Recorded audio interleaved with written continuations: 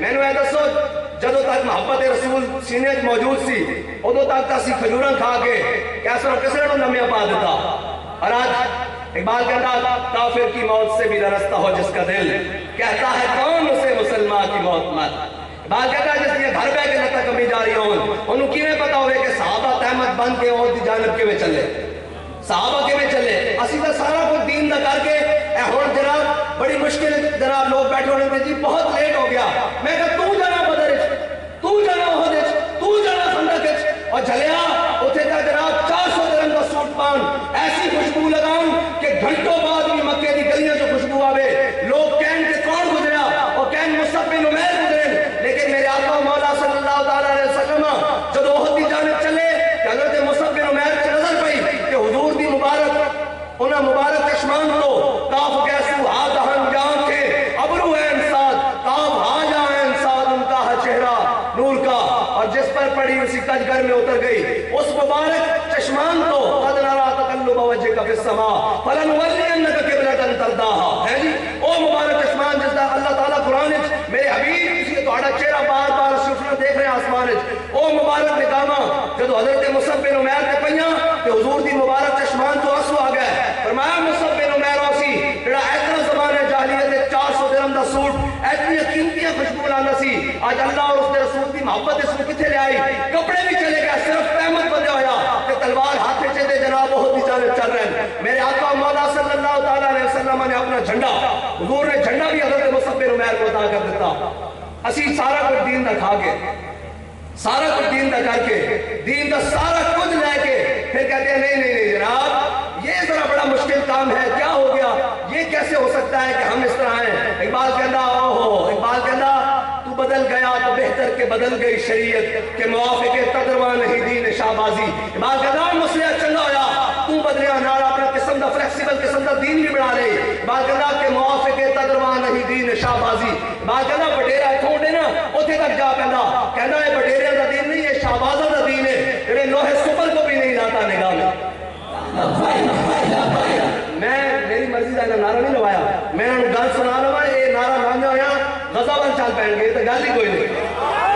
یہ تو سانو بزدل ملے نا یار یہ بابا جی کہتے سن یہ تو ساڑھے نمائندے بزدل ہیں نا ورنہ ڈاکٹر عبد القدیر خان کا پرسوں یوم گزرا تسی کسی ٹی وی کے سنیا کسی نے کون پتا کہ اتنا بڑا محسن پاکستان بلکہ محسن اسلام اتنے بڑے محسن اسلام دا اے یوم گزرا کہنے مولوی سائنس کے خلاف ہوتے اے سنو گے تسی جس میں پاک پاک کرے گا ٹی وی دے بیٹھ جان کے اے مولوی سائنس کے خلاف ہوتے ہیں.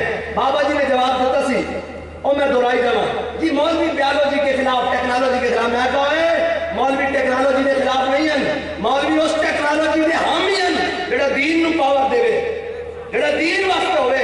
مولوی اس ٹیکنالوجی کے خلاف ہیں جڑا دین کے مخالف کھڑا ہوئے. ہاں اسی اس بیالوجی کے خلاف ہاں جڑا دین دے نال کھڑا ہوئے. بابا جی کو کیا تسی سائنس کے خلاف ہو. بابا جی نے کہا میرے ہوئے 10 ادو حضرت ڈاکٹر عبد القدیر خان صاحب نور اللہ مرکزہ رحمت اللہ تعالیٰ علیہ آپ زندہ سن تے بابا جی نے کیا بھائی تینوں 10 پاکستان سب نو بڑا سائنسدان کون ہے. انہوں نے کہا جناب ڈاکٹر عبد القدیر خان.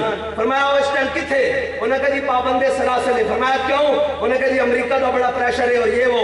بابا جی نے کہا پاکستان کا سب نو بڑا جناب سائنسدان تسی اندر بند کر کے رکھے ہوئے تے وقت شیخ الحدیث اس دا ممبرہ دے نال لے رہے ہوئے تے اسی سائنس کے خلاف ہاں اسی سائنس کے خلاف ہاں اسی بیالوجی کے خلاف ہاں اسی دا اس کے نال ہاں جڑا اس نے گھوڑا لیا کے مسلمانہ دے تھان تے بنیا. میرے آقا مولا صلی اللہ تعالیٰ علیہ وسلم نے فرمایا جس نے تیر بنایا ہوئی جنت جائے گا جس نے خریدیا ہوئی جنت جائے گا جس نے پکڑایا ہوئی جنت جائے گا جس نے چلایا ہوئی جنت جائے گا. تے بابا جی جدو گئے نا کراچی ڈاکٹر عبد القدیر خان نے ہاتھ پکڑ لیا چمی جان انہوں نے کہا حضرت یہ آپ کیا کر رہے ہیں. فرمایا حضور نے فرمایا جس نے تیر بنایا جنت جائے گا تو تا ایٹم بم بنایا مسلمانوں واسطے تے تیرے ہاتھ میں جنت نہیں جانے گھر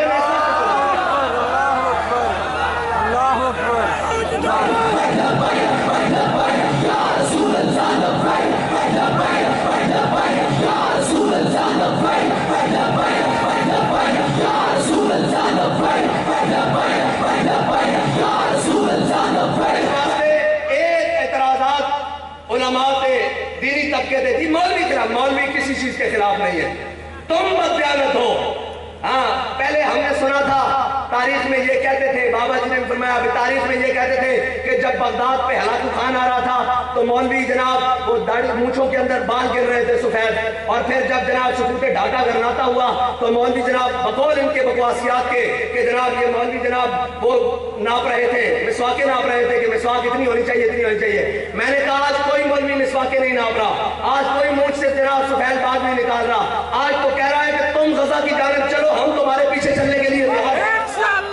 تاریخ ہمیشہ تم نے مسخ کی، ہمیشہ جھوٹ بولا۔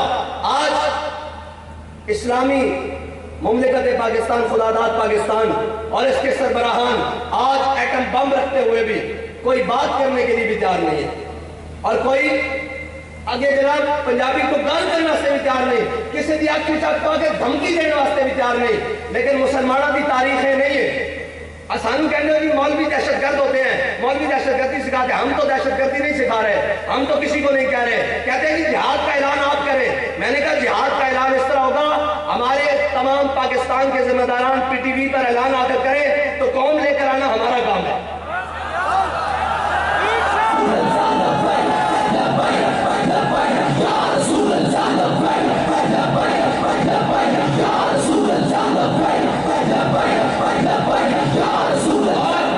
اور پھر یہ بات کرتے ہیں کہ یہ ممکن نہیں ہے۔ میں نے کہا یہ کرسی ہے تمہارا جنازہ تو نہیں، پھر تم اتر کیوں نہیں جاتے؟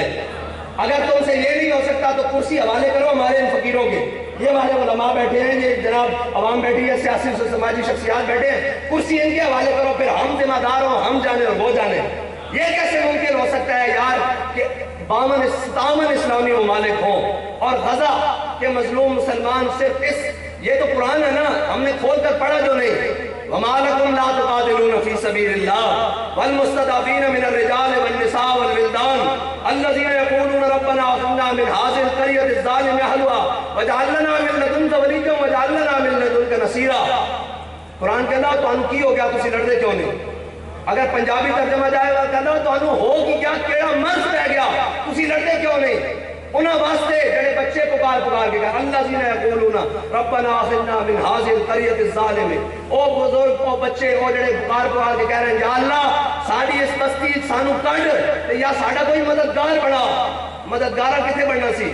اے جناب مددگارہ نہیں بننا، اے او قوم بن گئی کہ جناب جنہوں اسی دین دی گل کریے یہ کہیں گے دہشت گردی ہو گئی، اگر کوئی عملی گل کریے کہیں گے دہشت گردی ہو گئی، اور اگر اس کو واپس آئیے ختم نبوت ناموس رسالت کی بات ہے جی آپ کا موقف بہت سخت ہے۔ میں نے کہا ہمارا سخت ہے، تم نے نرم کیا، تم نے آج تک کیا کیا ہے، تم قوم کو جواب دو۔